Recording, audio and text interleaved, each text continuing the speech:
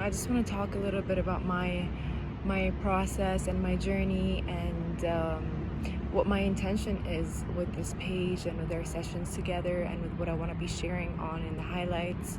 So I struggled with food for a long time and I didn't know that I did. I went through just different ways of trying to control food. It was trying to eat extremely healthy, all of these superfoods that are supposed to make you superhuman. And so I did that for many years. I was big on the gym. I loved going to work out. I loved doing high intensity interval training, weights, just like the very active and which I loved back then. But then I realized that it was a toxic relationship with the food and with the exercise, because it was like me trying to run away from something. And in that, I never really understood what it meant to be me.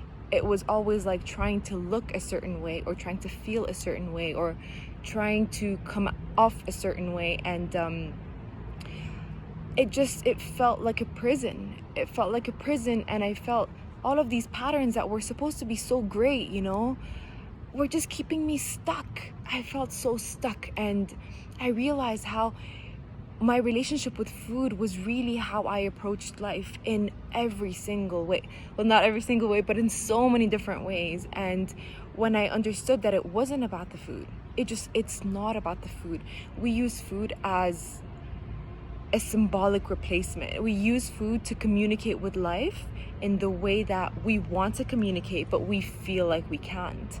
So then I started researching more about eating disorders and what is the truth behind them. I don't believe in finding a cure with medicine because, of course, it's a great idea, but it's not in terms of healing the symptom with medicine, because then the symptom is gonna express in a different way.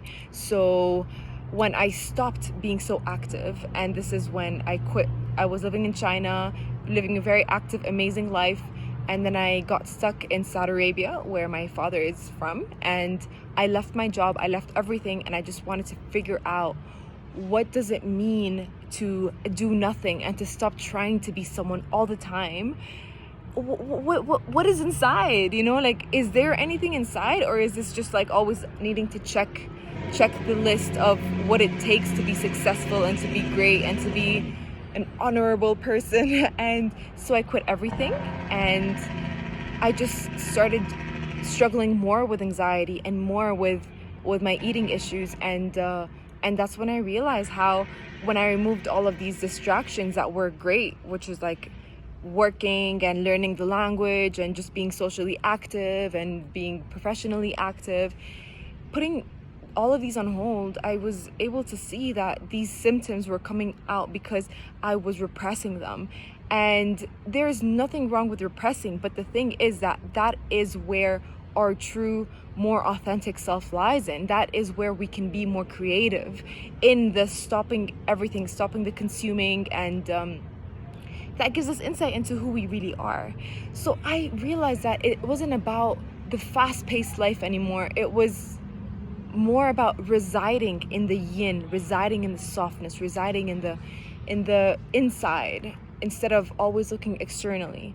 And that got me into studying psychotherapy, into studying different modalities of psychotherapy, internal family systems, personality structure, which is the Enneagram, Gestalt therapy. And I was just trying to find a solution that wasn't clinical, because anything that was clinical for me, it just felt like, the first time I went to a therapist, I was like, what is this? Like, I'm never coming back to a psychologist, because they're telling me you're this and you're this and you're this, you're this, and I'm the professional and you gotta listen to me, and if you're not very careful, I'm gonna like label you as crazy, and I was just furious. So I left, and I never thought about psychology in the way that I eventually started practicing it. And so for me, it really is the art of co-creating with the other person, seeing symptoms and food challenges and addictions or compulsions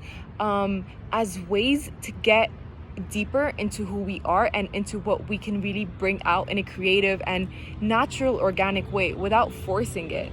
And also, I've struggled a lot with digestive issues my whole life, irritable bowel syndrome, IBS, and food allergies, food intolerances. But all of this is part of the living in the yang and not in the yin, and just being active all the time and running away from ourselves. So this is a never-ending journey. This is not about enlightenment. This is not about, transcending the ego, because we don't need to transcend the ego. It's about building a relationship with the ego.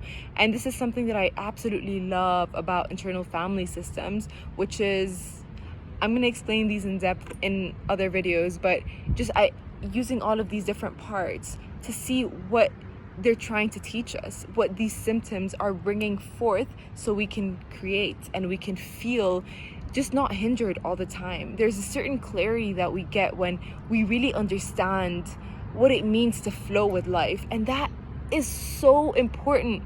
And for me, the answer to that was pleasure. The answer to that was opening up to pleasure of life, of food, of relationships, of everything. It just really living more in the senses. The mind is very yang, the body is very yin, and it's always going to be a combination of both.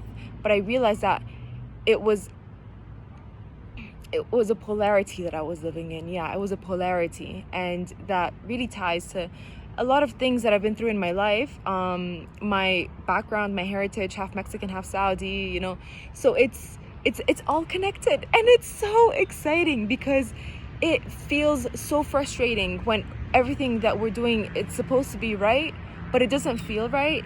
And rituals, just giving yourself rituals of things that make the soul feel juicy, and just not living in a have to do this, have to do that, and achieving. And so this is really what got me here, and I want to share everything that I'm learning with you, and how this is related to eating disorders or to eating challenges, body image issues, weight challenges, and just see how it all relates, because it's not about the food, and it's just a doorway into opening up into our different realms, into the depths of our soul.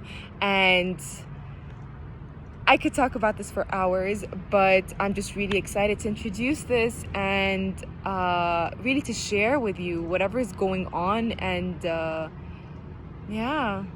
sitting back into really taking the ride of life and not feeling like we've got to be driving the whole time. Body soul rituals, it's a tribute to your life and to your inner everything.